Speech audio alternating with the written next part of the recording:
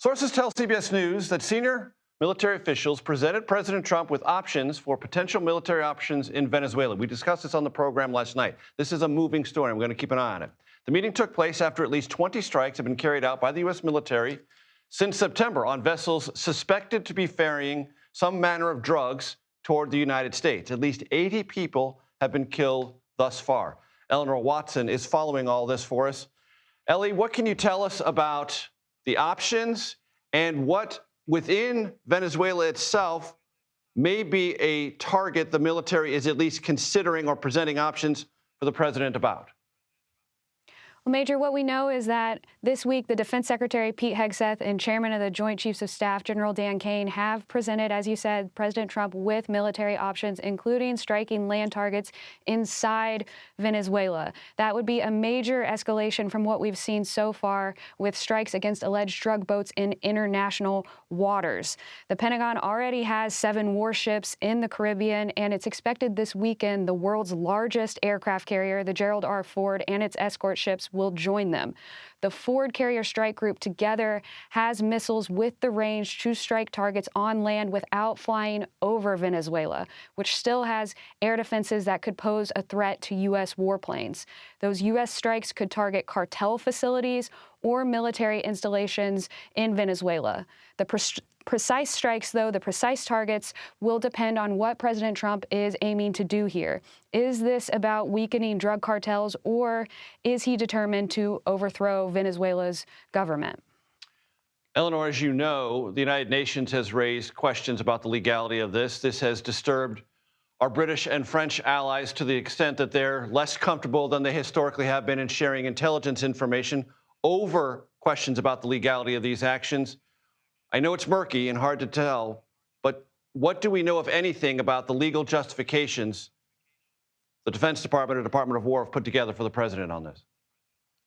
Well, the Defense Secretary has been asked multiple times, including by me, what is the legal authority of these strikes? And he says that the Defense Department has complete and total authority. There is a notification the Trump administration sent to Congress earlier this year that said the administration is in an armed conflict with the drug cartels because of how many Americans die each year through overdoses of fentanyl and cocaine. That is a shift in what we've traditionally seen when dealing with alleged drug smugglers, where they've been treated as criminals and not combatants. The Trump administration has presented arguments behind the scenes to Congress, but has not fully publicly presented an argument. And that has allies, as you said, in Europe and in Latin America, as well as members of Congress concerned about the justification. The Secretary of Defense this week formally named this operation Operation Southern Spear in a tweet with just maybe 4 lines. There have been no public Pentagon press briefings on this, no backgrounders, and no real information about who is being targeted in each strike. Eleanor Watson, thank you very much for all of that information and context. CBS News national security contributor Sam Vinograd joins me now. Sam, it's always great to have you here. Used to be considered criminals, now combatants. That's a big leap. It has lots of implications. It has implications from a legal perspective, but to take it one step further, Major, we've now gone from the administration thinking about and implementing military strikes against narco-terrorists, which they are legally considering to be combatants, much like terrorists on the battlefield in Afghanistan or Iraq, to actually receiving reporting that the president is reviewing military options to strike within Venezuela. So not just in international waters, actual strikes within the territorial boundaries of another sovereign nation. That unto itself is also a big escalation. Despite the fact that the president hasn't yet said he's implementing those military options, it's a big leap. Let my audience know about the complexity of dealing with Venezuela militarily. Sure. So if you look at Venezuela's military, they have over 120,000 active duty military. I say that, though, with one caveat. Venezuela's military has certainly atrophied. They got a lot of military equipment from the Russians, for example, including air defense systems and other assets. But because of declining oil revenues, because of sanctions based upon Chavez and Maduro's actions, the level at which their military has been maintained and trained is questionable, Major, but this would not be a cakewalk. Venezuela is a very large territory, twice the size of California, about 30 million people or so. About 8 million have fled, but still about 30 million people. Large territory, geographically rugged, a lot of urban centers. This wouldn't just be one and done. If there was a land invasion or even airstrikes, it would be a very complex operation. Sam, you've been a part of internal government conversations about options and legalities.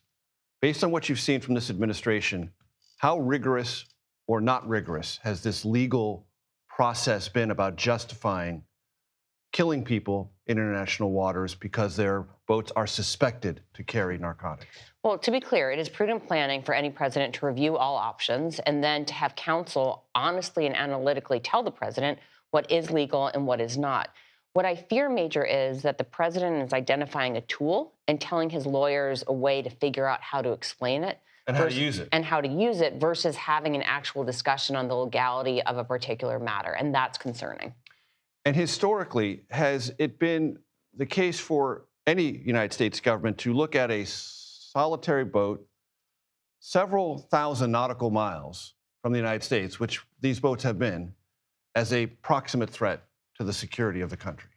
Well, we have had instances in which there have been drone strikes against terrorists, not boats carrying drugs, but against terrorists very far away, and have argued that they pose an immediate danger to the United States. The issue here is we've taken a jump from actual armed terrorists to suspected narco traffickers. We see no evidence of what these boats are actually carrying. As you and I were discussing, boats coming from Venezuela are typically not carrying fentanyl. Fentanyl is not manufactured in Venezuela. They are a transshipment point for cocaine, not fentanyl. Indeed, which is also bad. Yes. But so while we have used military assets to kill terrorists very far away from the United States, based upon a threat assessment, we haven't actually really seen the evidence here that these boats do pose a proximate threat based upon what they're carrying. Sam Vinograd, always super helpful. Thank you so very much.